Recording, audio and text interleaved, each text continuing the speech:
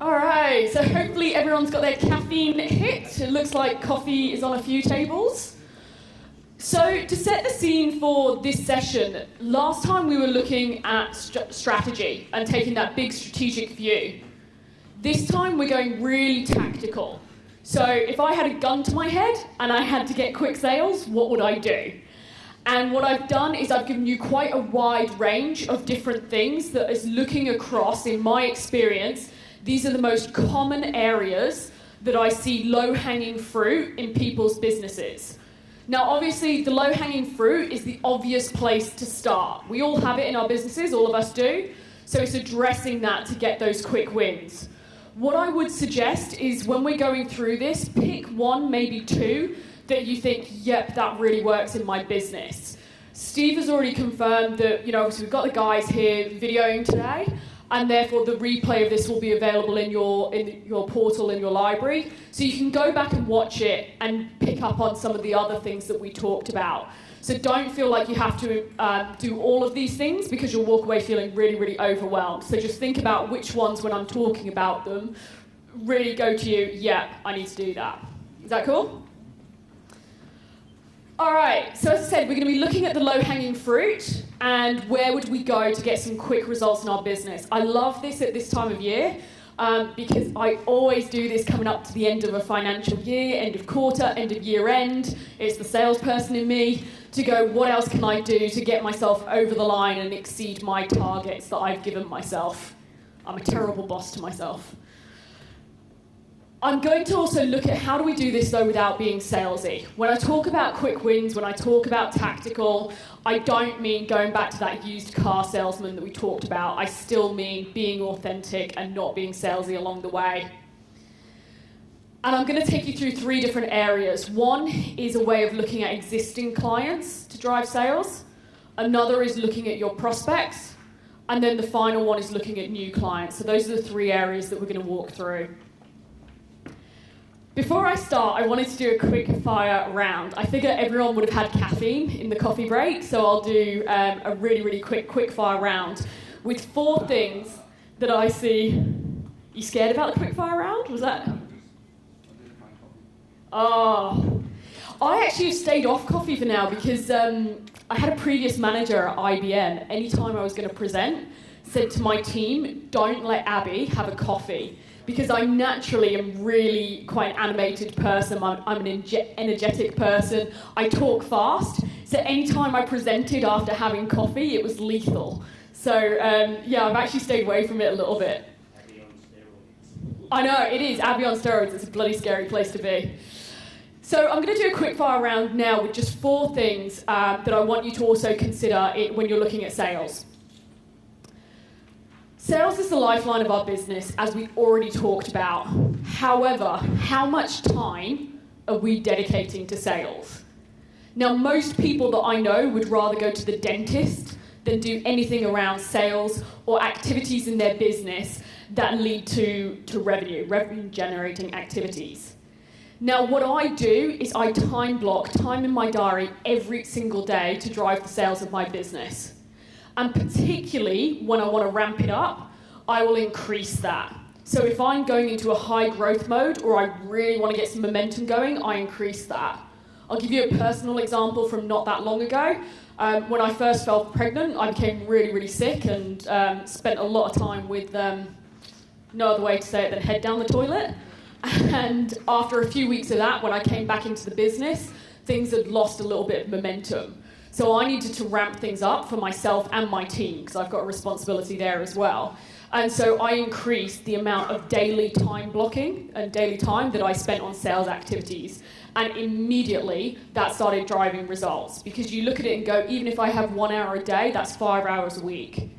So I'd ask you to consider what you're time blocking in your business towards what I would argue is the most important activity for your business. The second thing is maintaining momentum. Now, what typically happens with sales is we go, I've got no sales, I need to do a load of activities. We run around doing a load of activities and we go, yay, we've got loads of sales, we've got loads of opportunity, things are really, really, really great. So we take our foot off the gas. And then it goes like this again because we've not been doing any revenue generating activities. So then it goes down here and we go, oh, no, we've got no sales, so we need to do it. And the picture goes on and that's what people do. So it ends up being this roller coaster. Now to me, if sales is the lifeline of my business, it's a continuous activity I need to be doing and not taking my foot off the gas. And momentum, I truly believe, is one of the keys to sales. If I only have a couple opportunities, then there's a level of desperation that comes with that, and that comes across. But it also is putting too many of my eggs in one basket. If I'm continuously doing stuff, I will continuously have opportunities on the go that will feed my pipeline, but it will also feed me. I'll feel good about it. If I lose one deal, I know I've got 10 more in the pipeline and that I'm looking at. And it maintains my personal energy and my personal momentum towards it. The next one is there is no silver bullet. I hear, and Steve has talked about this a couple times, I hear a lot of the time people going, it's not working. So like I just gave you the example in the previous session around that download I had where I got 0. It was a case of just reiterating, changing, and trying again. And too many times I hear, it's not working, and people give up. We expect to do one thing, and that to generate our sales. We turn on one Facebook ad and we're millionaires. Now, unfortunately, I've not figured that out yet. So I love this quote from a book that I read around, I can tell you 100 ways to get one client, but I can't tell you one way to get 100 clients. And that comes back to everything I've just talked about around volume of activity and making sure that we're not putting all our eggs in one basket. So don't give up too soon, continue testing, continue trying, because I get too many people go to me, yeah, I tried that, it didn't work. And when I dig into it, it was that they tried it once, or, they didn't expand beyond that. The other one is sales is a volume game. I genuinely believe it's a volume game. As I've just talked about, if I only have 1 or 2 things going on, I will have hardly any opportunities.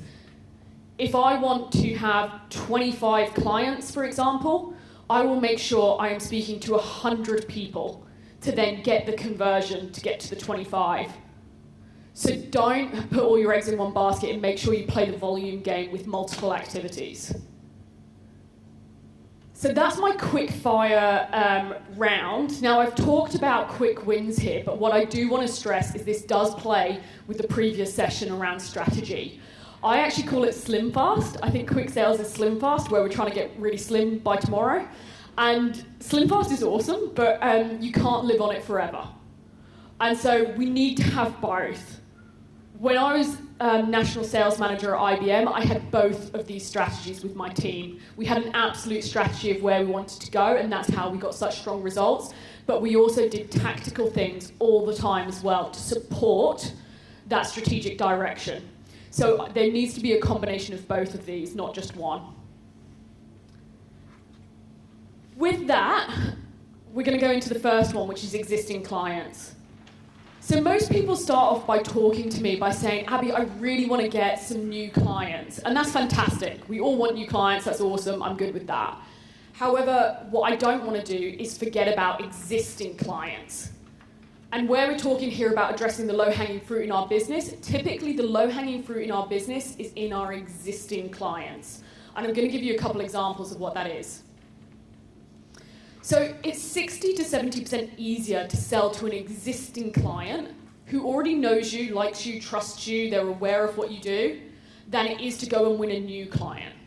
So therefore, spending time increasing that lifetime value of existing clients is an absolute no-brainer to start with. It's also cheaper, it's more cost-effective. So research has shown it's going to cost your business 5 times more. So therefore, for both reasons, starting with existing clients is the logical place where I look when I first engage with a client. So I want to talk through some ways, and I want you to just pick one of these that might be applicable to your business in terms of how you can increase sales with existing clients. So the first is looking at how can I add more value. So we've all talked about, and Steve talked about it yesterday, about adding value to our clients, and we're there to help and educate. How could we add more value to our clients? I'll give you examples of these to bring these to life. What is the step before and after clients engage with you? I've got a case study in a moment of that. What's the refresh or the repeat cycle that your clients go through? So my car insurance comes up for renewal once a year. You know, there's a refresh cycle that we work to. When I was with IBM, when I was doing software type things, we would have a 12-month refresh cycle. So I knew at 11 months, I needed to go target those clients that had bought 12 months ago. When I worked in the hardware part of the business, it had a 3-year life cycle. So I knew at 2.5 years, I needed to go target those clients. And that can be much, much shorter. You know, my Mars bar lasts 3 minutes. So look at what the refresh and the repeat cycles are for people to engage with you. Look at whether we can cross-sell any other complementary offerings. I was talking about a bit of a left field one of these this morning. So I stayed at the Nova Hotel last night, which has the most insanely comfy bed ever. I swear it's made of like marshmallows or something. It was just amazing. And when I looked at the bed, there was like a postcard saying something along the lines of, do you want Novotel to be your bed? And then on the back of it, when I turned it over, it had a checkbox to sign whether I wanted the doona, whether I wanted the pillows, whether I wanted the actual bed, and you had an opportunity to buy that same bedding. That's an awesome opportunity. Like, even if 1 in 100 people do that, and they've got a couple hundred people staying there a night, that's an absolute no-brainer. There is no effort involved in that. I mean, I was in. And that's also the McDonald's, Mark referred to McDonald's earlier, McDonald's, do you want fries with that? You know, what else can we cross-sell? When I go and buy my shoes, they ask me if I want the polish or the waterproof protection. They cross-sell other things for me. I'm debating one of these in my business at the moment and not quite decided yet, but I'm looking at someone in the business to be able to do calling around lead generation. And I know that if I do that and I go down that avenue, the first thing that I do, if I take that person on board that I'm looking at, I will then go to every single one of my existing clients and go, hey, do you fancy us doing some lead generation for you and making some calls for you? My existing clients will be my number one target that I will go to with that new cross-sell. Services-based businesses. I know yesterday when, I think it was Ellie asked you to put your hands up if you're in services, there was quite a lot of services-based businesses in the room. This one is a huge one. Most of us, including myself, with services-based business, we tend to go above scope quite a lot. And, you know, we like to help people, we like to do the right thing, and we end up going above and beyond. Now, for me, what that says is there's an opportunity there. Firstly, if I look at that from the client perspective, the client has a requirement that I am currently not meeting. I don't have it in my scope of work, I'm not meeting that need. And there's a customer satisfaction issue with that. And then from the other perspective of my business, my profitability is going in the floor when I am constantly going above and beyond and doing way more hours than I should be. So therefore, I'm really impacting my profit. So what I look at there, and it's a bit like Mark was talking about earlier around how do I get that next level of offering, that's that premium level of offering, that addresses that need and maintains my profitability. So if you are constantly going above and beyond for clients, I would encourage you to look at that piece. So what I'd say on this is just pick one, and I'm going to give you a couple examples now, because this might, again, help bring it to life, but pick one that you can look at in your business. So I want to run you through a case study to bring this to life. I helped, this was She Business, this is Monica. I helped them get a 50% increase in sales in 1 month. And how we did that was we added value to existing clients. So these members were going to monthly meetups and monthly lunches with She Business, where they would just have a 2-hour lunch and a little bit of education. When we looked at how can we add more value to these customers and what else is happening before they engage with She Business, and after they engaged with She Business, what we found was most people were going and getting a private mentor, or they were going to a mastermind group like this, where they actually get additional education and it's a higher level of service. So what we did was we offered that next step. We offered a mastermind group. We went out only to the existing customers, and we gave the existing customers the opportunity to join the mastermind group. And within 1 month, and by the way, obviously a much higher price point and therefore much higher profitability, so it's a more attractive option for us anyway. So in 1 month, we got a 50% increase purely by existing clients. Now, the way we made that happen was also by removing any barriers. Steve's talked about this as well, around testing things and giving it a go. So we didn't have the landing pages we wanted. We didn't have some of the fancy pants stuff that we wanted. And I went into a bit of get shit done mode and just went, right, sod it, we're launching this. I'm going to create it, we're doing it, we're launching it, go. We emailed it out. And we didn't come up with the excuses of, I don't have a landing page, I don't have this, I don't have that. We just did it and tested it, and it worked. And that's the way I tend to work quite often, is I will give things a go, I'll remove the barriers, and I'll learn damn quick by that market feedback whether they're interested, or if they hadn't been, that would have been fine. We would have tweaked it and gone again. So that's one example of how you can look at adding value to existing customers. So what I want to do is take a 5-minute activity break where we're going to look at, if you were to pick one of those, and I'll go back to the previous slide, one of those opportunities for your business around how you can add value to existing customers, what would it be? And wave your hand at me if you want me to come around, and Steve and Darren are at the back too to help. There we go. All right, how did you guys go? Does anyone want to share something that they found? By the way, Megan got me a coffee, so you guys are all in serious trouble. I'm really sorry, my talking's about to get a hell of a lot faster. Does anyone want to share what they found for their existing clients, how they can go back in and look at a way to increase sales? Any takers? Go for it. We get quite a lot of school groups coming in as well, and over this coming year it's just going to expand the amount of students coming in. Problem is, if students come, I'm from Sydney Wildlife Park, so You're my new favourite person, I love these. but the problem is, if the kids have already went there during the school term, Yep. the parents may see it as, oh, you've already been there during the term, we're not going to go there on the school holidays, or we're not going to go there on the weekend. But by, because we've got the season passes, by actually taking the reduction of the cost that they pay for entry off the season pass, so say they pay $16 for entry, take that off the season pass price, and then give them a note where the parents can actually sign them up post their school visit. Because if the kid's a season pass holder, and then the parents have taken, the parents will be coming in at full price, then that's extracting more money out of a large customer base. And there's also the flow on from that where I could go the $1 a week scenario. So if the parents were able to sign up to a 12-month, say, wildlife subscription, $1 a week, $4 a month, and their kid gets unlimited access to the wildlife park. It's something that people don't miss. It's only $4 a week a month. It's not like it's something that's missed. Yeah, that's So awesome. that could then drive family, the kids' family and friends, and their Yeah, absolutely. I know loads of people, loads of my mates who've got kids who've got like an annual pass to go to the zoo, and when it's like, crap, what do we do with the kids this weekend? They've got their annual pass. The interesting thing in that scenario as well is you come back to also the refresh and the repeat cycle.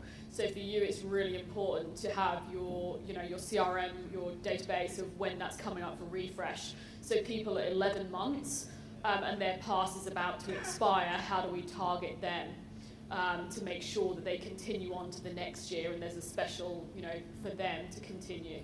Yeah, because to date there hasn't been anything like that was implemented before I started, and they were writing down the season pass holders in an Excel spreadsheet. You need to talk to Tim. Have you met Tim? Or by hand. We've now transitioned in the last 3 months. That we only do the role management system, which is more of your sort of experience gym-based style booking system where we are capturing all that data. Yeah, nice. But it's now about transitioning them onto actual paid cycles, so it automatically gets taken out without it seeming as if we're trying to repeat a lot.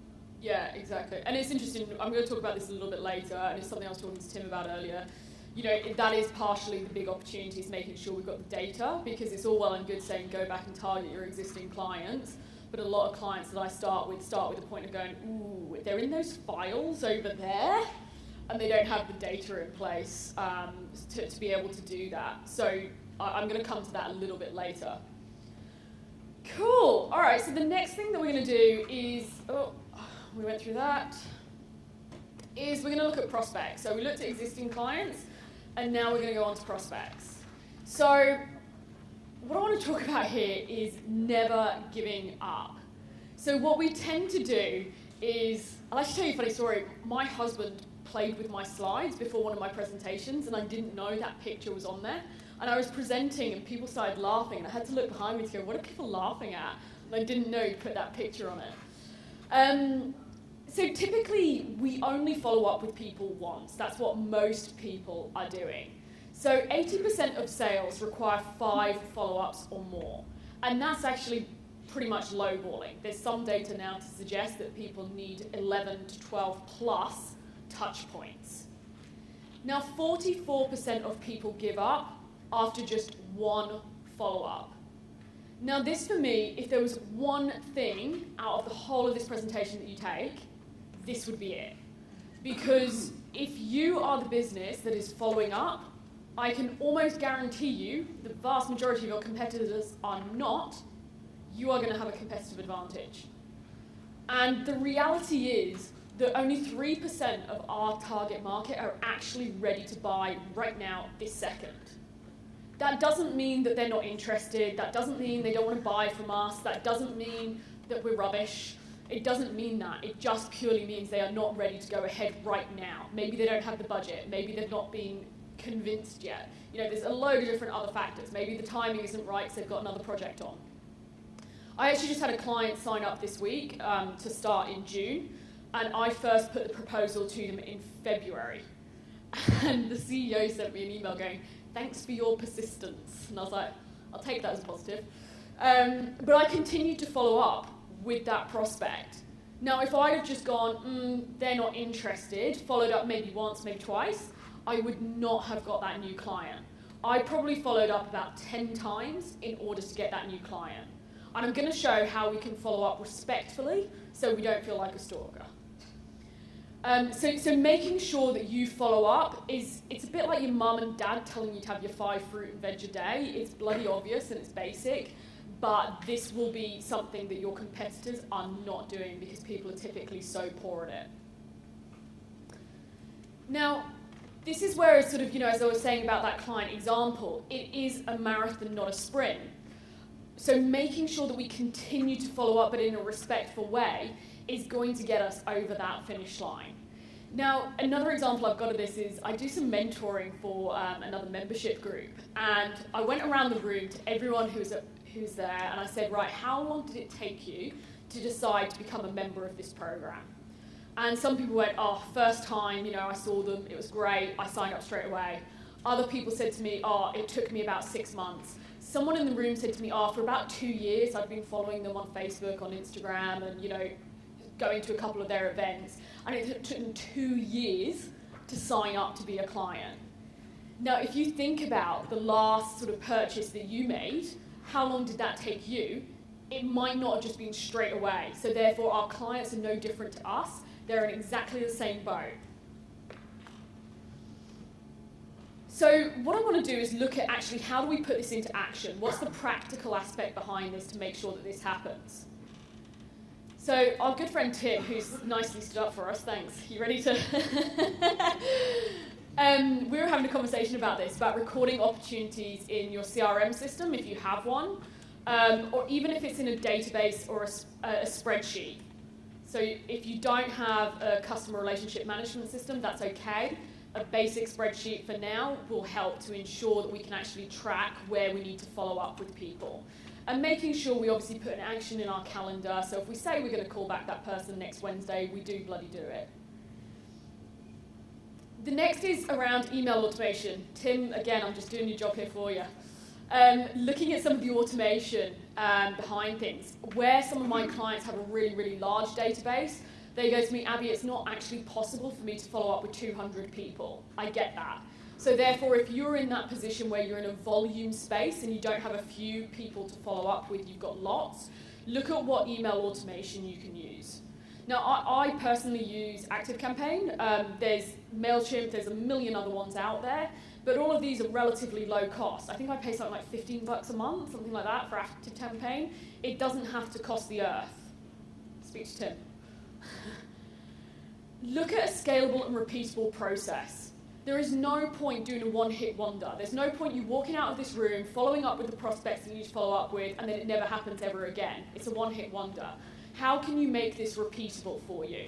Some of my clients will do follow-up Friday, and that's what we've implemented. So every single Friday, we follow up on all of the prospects and the quotes and the different people that we've spoken to that week. And it's therefore become a bit of a habit.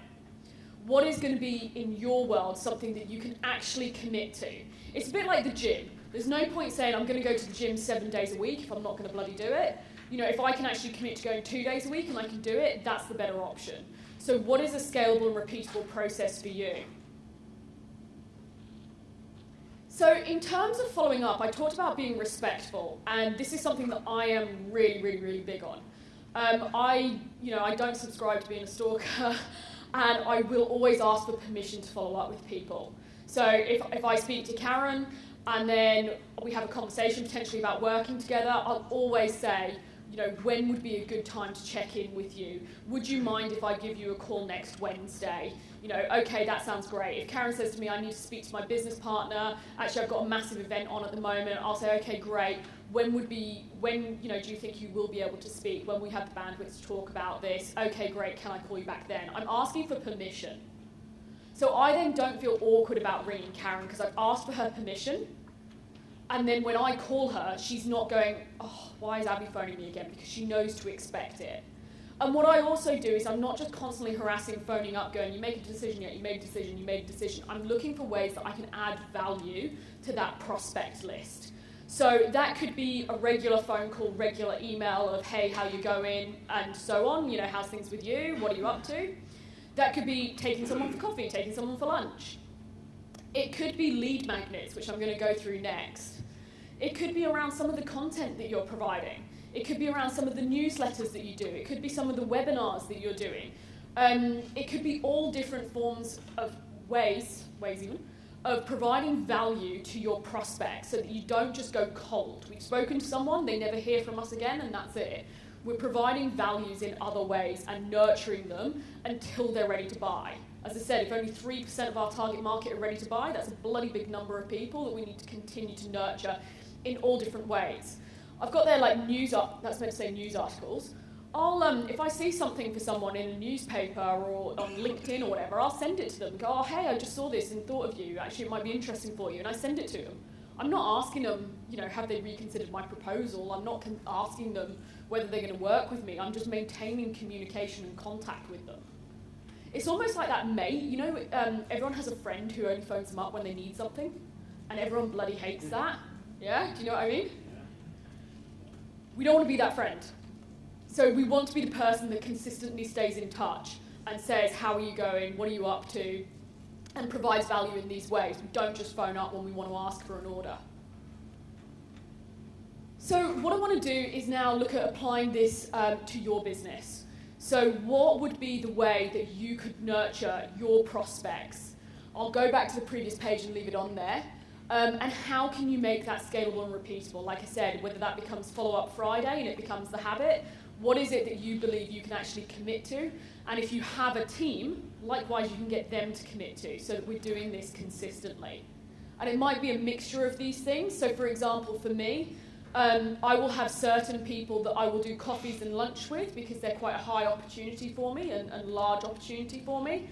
And I'll have others where I've got a large database where I commit to providing them content and regular updates. So I'll sort of segment my database into the different types of opportunity. So it might be a couple of these different things for you.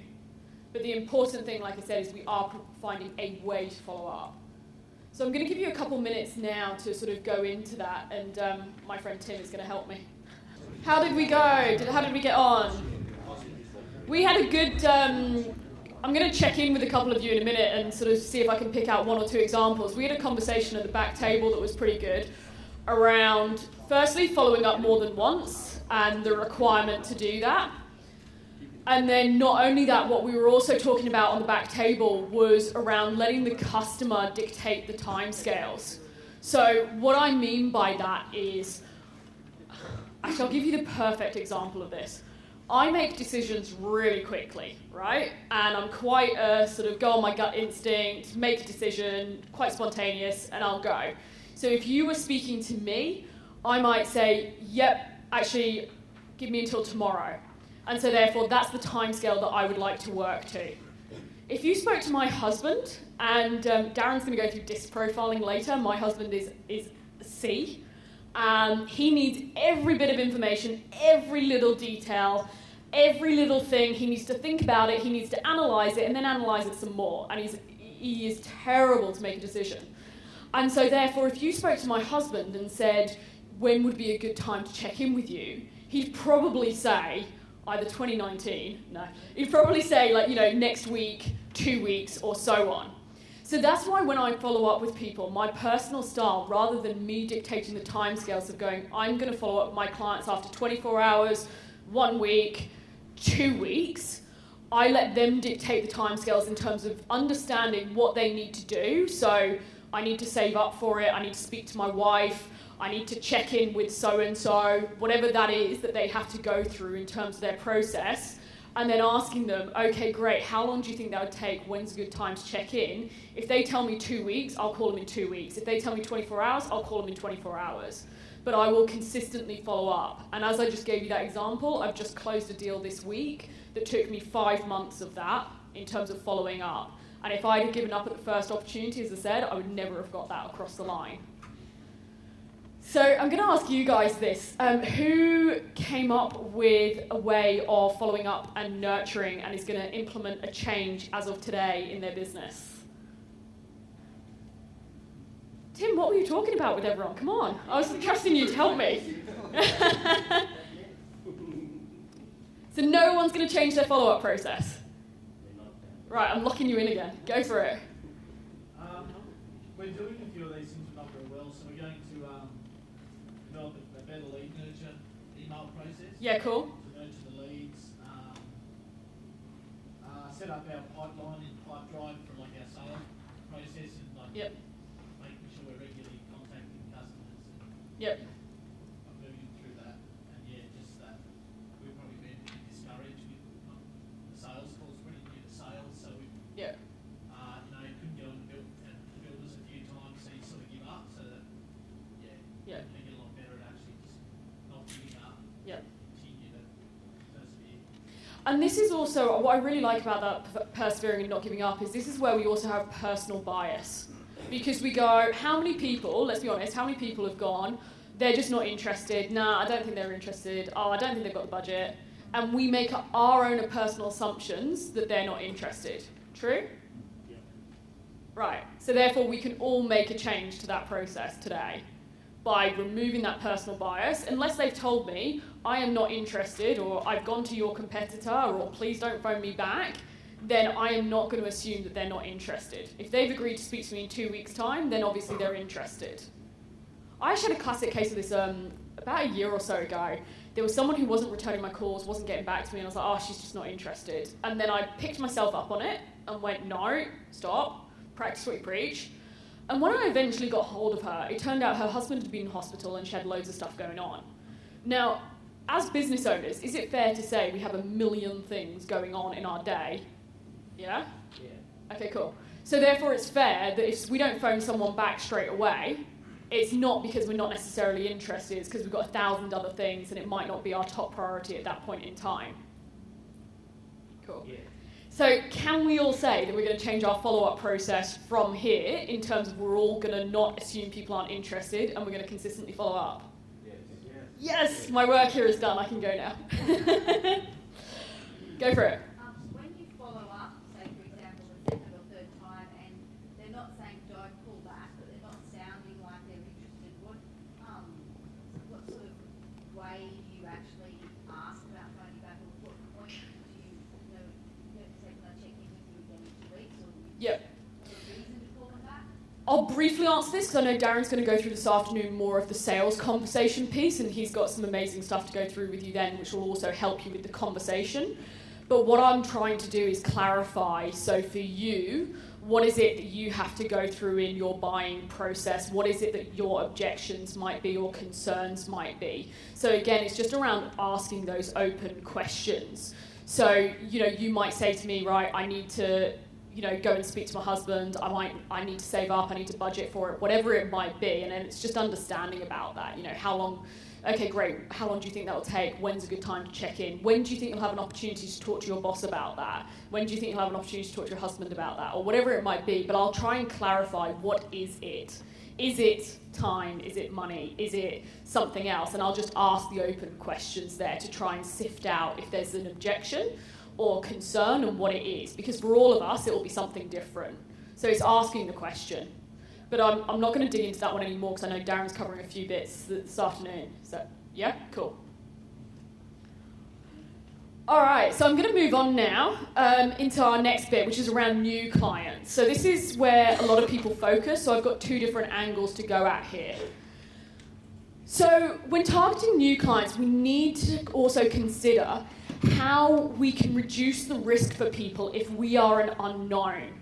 So for me, this is around, if I've never heard of you, I've never heard of your business, I don't know who you are, you're an unknown quantity, how can I have a lower value offering before trying to sell you a Ferrari and get you to commit to that? And I'm going to go through examples of this in a minute. I'm also looking with new clients at how do I provide social proof, reviews, testimonials, pictures, whatever it might be, to again lower that risk for you or perceived risk for you by showing, hey, I've done this before. You're not my trial case, not my first rodeo, been here, done that, got the t-shirt. And here's some other people just like you that I've helped get that outcome. So we all know that when we want to go to an Airbnb, the first thing we do is read the reviews. When we want to go somewhere and we look on TripAdvisor, we read the reviews. It might be my mum and my dad writing those reviews, but it's not the point. Every single person, would I be right in saying, will read reviews? Yeah? So social proof is absolutely key, whether that's a testimonial. Steve has an awesome website where he's got pictures of him speaking on stage. You can see that it's not his first time getting up on stage. There's a room full of people who have come to see him before. He's not just sitting there in his home office. So that's really, really important with new clients to get that credibility and reduce the perceived risk. The other thing, and this sounds really ridiculous, but is a compelling thing that your target market really want. Now, where I'm going with this is I'll talk to people and they'll go, oh, I've got a load of these that I need to get rid of. Or, to be honest, I think I should do this lower value offering because I think it might be, quite a good price point. And when I go, well, that's awesome, but does anyone actually want it? They're like, well, no, but I need to get rid of the stock of this, or it's at a cheap price point and that's all I can do for that price point as a service. If nobody's going to want it, it's not going to be compelling, it's not going to work to get new clients. So this is, what would someone literally rip your arm off for because it would provide a huge amount of value to them? Scarcity. Now, I'm very much into authentic sales. So scarcity absolutely does sell. So if I tell you that I have limited seats, if I tell you the offer ends on Monday, then absolutely those tactics of scarcity works. What I'm about in this space personally is putting my money where my mouth is. So if I tell you that the offer ends Friday, it ends Friday. It's not going to be extended till Saturday, Sunday, whatever. If I tell you there's limited seats, there's limited seats. So you can still do scarcity without being a used car salesman, just by having that credibility that we know that will be the case. I'll give you a great example of this. When I was at IBM, we always did end-of-year offers, and every client knew, it was almost like Santa was coming, every client knew at the end of the calendar year, IBM, you'd be able to twist their arm at the end of the year, they'd do a great deal, and so on. But we would put in place that particular price was only valid until the 30th of December. Right? And then it would expire, and we had scarcity to it. What would often happen is when that particular client would come back the first week of January, probably shouldn't tell this story, IBM would go, yeah, go on in. Now for me, I was dead against that, because what I felt is you've lost the credibility, because scarcity now for that client is not going to work, because we know that deadline isn't really the deadline. I actually yesterday bought tickets to a Business Chicks event that's coming up because the email came out and talked about there only being like 20 seats to this really limited event. And, you know, that was it. Once the 20 seats were gone, they were gone. And I bought my ticket, honestly, within about 3 minutes flat because I wanted to go. So scarcity worked. This piece I'm going to cover quite quickly. Sorry, I can feel I'm going to cough. It's an excuse for coffee. This piece I'm quite careful on around satisfaction guarantees or a success guarantee. Now, this all depends on your business. You're all going to have different circumstances here around what you can and can't do or what you are willing to do. But if I'm a new customer and I don't know you at all, we have to, again, find a way of reducing that perceived risk. With a lot of my clients, I'll do a 30-day trial, or I might do a satisfaction guarantee, something like that. And that for them makes them go, oh, okay, cool. If after 30 days I'm not happy, I've got to get out of jail free card. So it reduces their risk and they're more willing to go ahead. What I mean by success guarantee, it's almost looking at the performance. So if I deliver A, B, and C that we both agree are the criteria and the performance that we need to meet, then are we all happy to carry on? And then once we've all agreed, right, we can go. So that's a bit of a middle ground that you can also look at. Hi, 10 minutes. All right. So moving through, I'm really briefly then going to also talk about referrals from strategic partners or existing clients. Referrals are also a great way that we can get new clients. So we all know that referrals are one of the best ways to do this. And that can be done in 2 formats, which I'll go through. Now, I'm going to whistle-stop tour. This is where the coffee kicks in because we've got 10 minutes left. So one way is lead magnets. And I'll show you some examples of lead magnets and what I mean by this. But companies that nurture their leads make 50% more sales than those who don't.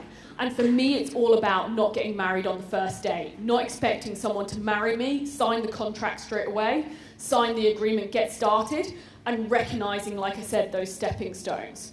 So these are some of the lead magnets that I use, and I change them up all the time. So I have some that's a free download. You don't know me at all, and you just want to get a little bit more information, you can get a download. I have some people book in for a 15-minute session with me, and that's, again, another way to get to know me. And then I have some people who might come to a workshop, something like that, again, as an opportunity to almost try before you buy from a capacity of understanding, is my service offering a good fit for you? Does my style resonate with you? Because I'm not everyone's cup of tea. And what is interesting on this is I actually see this as both ways, right? Someone needs to test whether your product or service is the right fit for them, and likewise, you want to see if they're the right client for you. So it's mutual both ways. So lead magnets are a really great way to continue to nurture people. And I have people that go through all different ones of these multiple times, because I'm constantly refreshing and updating them. So I gave you this example in the last one around how I did an ebook on Facebook, and I got 114 leads. Now, that to me was 0 cost, as I said.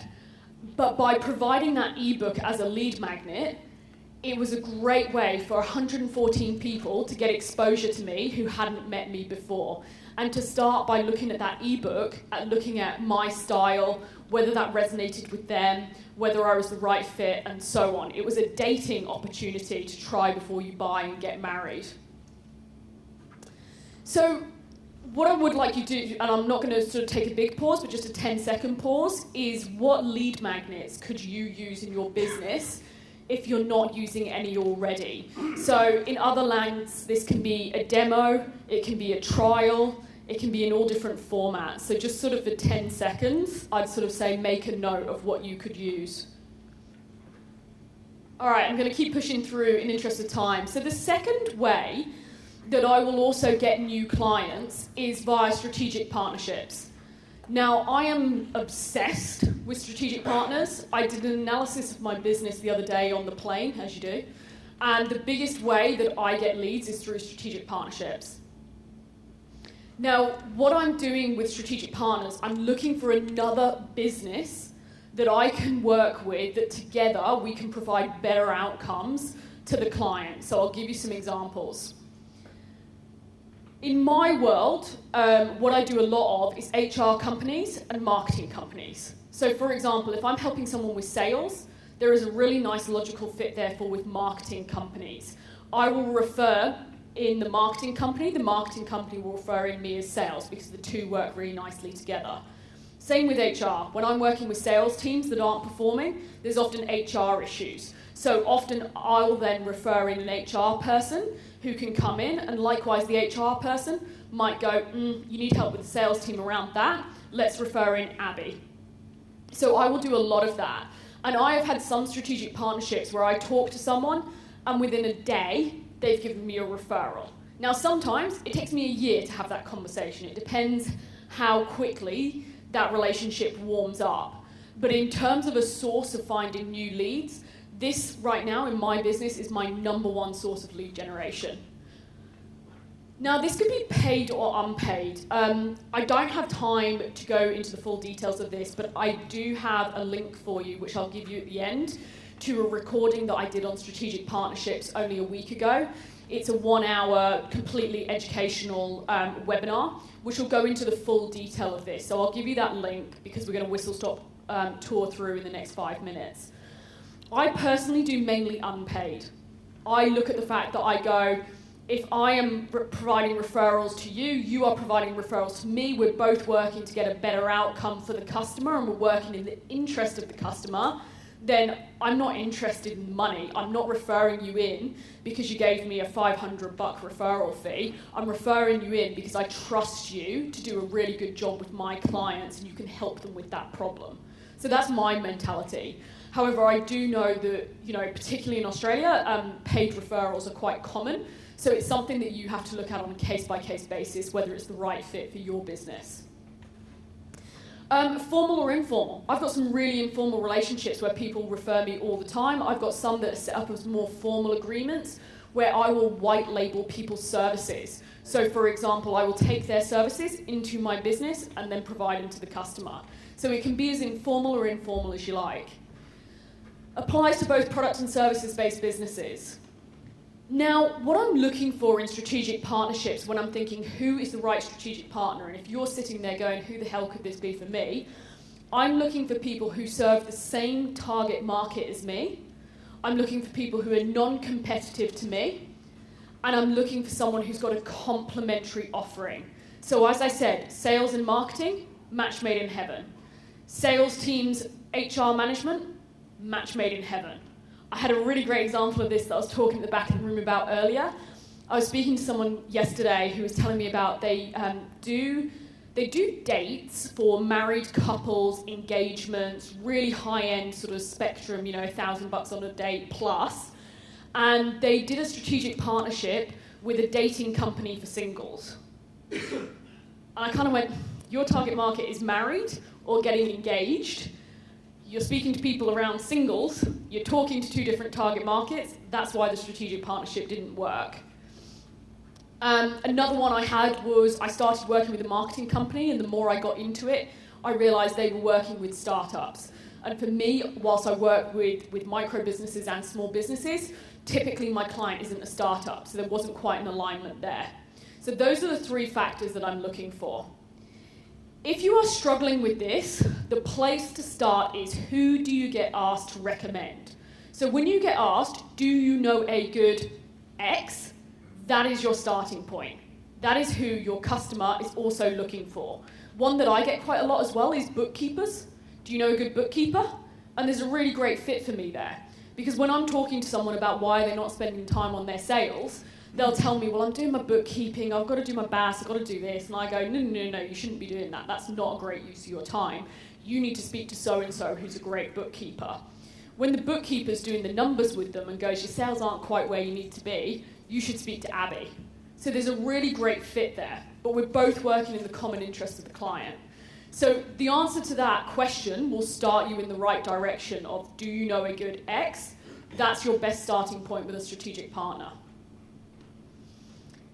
So the last thing I'm going to go through is ways you can partner, just really briefly. And as I said, you can watch the 1-hour webinar to get a full view of strategic partners. So you can look at joint client engagements, which I've given you a couple examples of already. And I gave you an example of how I white label. Referrals is a really common one. So I will refer almost on a daily basis to people who I think are great and can help.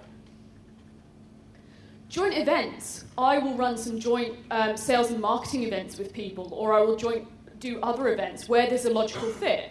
So for example, where Tim was talking earlier around what he does with CRM and what he does with marketing automation, that's a great combination. I could totally do an event, I could do a webinar, I could do anything like that because there's a logical fit. Joint webinars.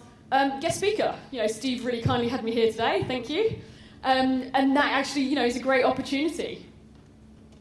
Whether you can contribute to their blog, their newsletter, whether you can promote to each other's databases. I did a webinar not that long ago for Westpac business customers. And I sent it out to a couple of my strategic partners and said, if you have clients that you think this would benefit, please can you share it with them? And several of my strategic partners sent it out to their databases, they put it on their social media. So I suddenly got access to their databases that I wouldn't have had access to otherwise.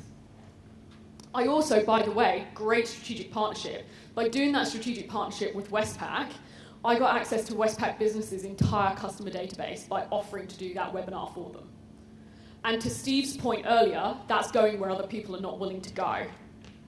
And I talk about that example on this webinar because I talk about how you get to a point of looking for what is the win for them, what's the win for me, and what's the win for the client, that therefore gives you the courage to go have that conversation with them and go, I can provide you some value. Because trust me, I had a moment of going, and we talked about this actually down the front here. The other way that some people do this is more around affiliate payment and referral fees. As I talk to it, this is a bit of a case-by-case basis. I don't personally do a lot of this, but there is absolutely a place for it. Brand ambassador. My brother has got a running coaching business, and he has become a brand ambassador for Mizuno and for several other companies, and this has given him amazing exposure. When Mizuno just did a video of him, it went out, honestly, thousands and thousands and thousands of people. One of my friends has got a marketing company, and she works with small businesses. And because she had quite a good profile, Microsoft came to her and asked her to be a brand ambassador for their Surface Pro because she talked to her target market of small businesses, and Microsoft were trying to target small businesses. So there's all different ways that these strategic partnerships can evolve. Now, we're not going to do this. This activity is going to be in lunchtime. Think about how you can firstly use the lead magnets, which we stopped for 30 seconds and did. And then how you can also build your strategic partnerships and who could that be with. So I'm going to do a quick wrap up. So as I've talked about quite a lot, no sales, no business. We have to look at approaching sales in a new way if we want to get a different result. And I cannot encourage you to do that enough. Look at how we can provide more value to customers. I genuinely view sales, as I said, about adding value, and this is what Steve talked to yesterday. Most people, when I went around the tables, said that they only followed up with people once, if that. So make sure that you are following up with people, and we're doing it respectfully. No harassment, please. Look at how you can use lead magnets to attract new clients. As I said, this is a great way for people to work out whether you're the right fit for them, and a way to get to know a bit more about you and reduce their perceived risk. And then finally, leverage strategic partnerships that are working with the same target market with you. Got a really complementary offering, but they're not competitive. If you would like to get access to that free training that I talked about, that I recorded just over a week ago as a live webinar, then I've been Ellie'd and done her bots. If you go onto my Facebook page, which is just Sales Redefined, you will see 2 Facebook posts, the top 2. One is a link for the strategic partner on-demand training, and the second is, if I know I haven't been able to cover everything, obviously in the time I have available, if you want to set up 30 minutes with me to go over your particular instance and look at what are the next steps for you, then you can also book in for free on that. Normally I offer 15 minutes, but for you guys I've done 30. So all you need to do is go on my Facebook page, and there's 2 posts, and you just follow those, and you'll see Ellie's work so far on my chatbot called Sherlock. Thank you very much, guys. I've really enjoyed this morning. I'm going to stick around for a bit, so feel free to answer, come and ask me any questions and be happy to answer. Well, big round of applause.